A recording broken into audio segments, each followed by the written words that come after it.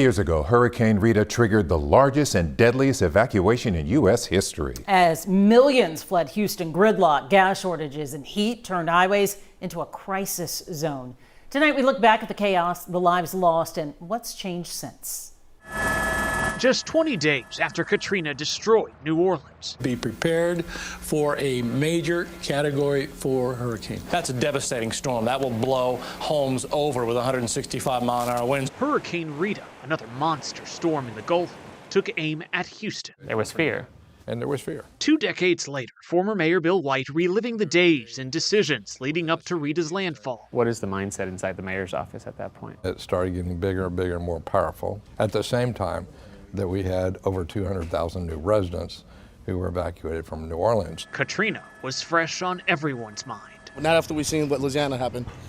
We ain't taking a chance. It's going to be a Category 5, isn't it? That's good enough warning for me. White was one of several local officials that issued mandatory and voluntary evacuations along the southeast Texas coast. But no one expected. This is the largest mass evacuation in U.S. history. What happened next?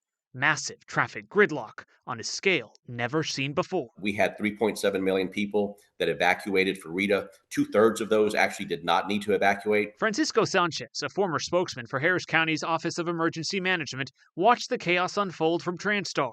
Major highways clogged, traffic backed up for hundreds of miles. The most vivid thing that I remember, aside from the heat, is not moving. Cam Franklin of the Suffers was right in the middle of it. She and her family evacuated to San Antonio. As soon as we were told to leave, we were ready to go. We were still in the car for hours and hours, and it just didn't seem real. It's a virtual parking lot. For too many, the nightmare lasted for more than 24 hours. It was all bottlenecked. People were running out of gas, and I had a quarter of a tank, and I said, no way. Drivers broke down while facing extreme heat on congested Texas highways. Not only was there a lack of fuel for 3.7 million people evacuating, we also had lack of medical support there, lack of designated routes to get people to where they need to go. When it was over, more than 107 people were dead, including 23 residents of a Houston area nursing home, whose bus caught fire as they fled Rita.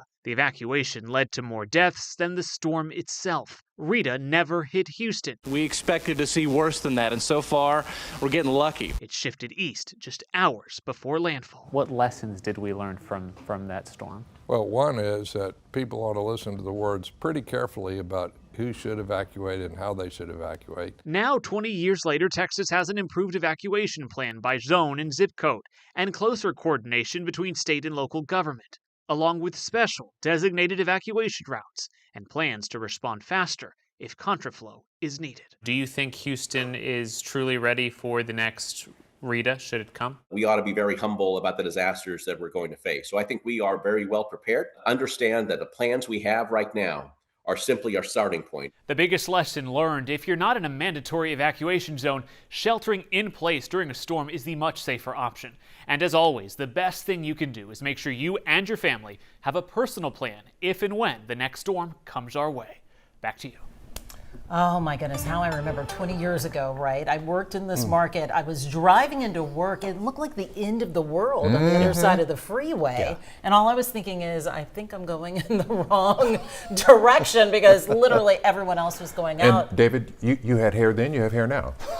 Good job. I was just thinking, I had a 1-year-old and a 5-year-old at that point. That was a long time ago. One's out of the house, the other one's about to be out of the house. Those storms have aged us all. Man, what a time. And it just speaks to having a plan and then just being ready to adjust. And we know now if you can stay home, it's the safest place to be if you're inland and aren't at threat from getting the storm surge. So there's so much goes into it. KHOU.com/hurricanes, great place to start your plan. Hey,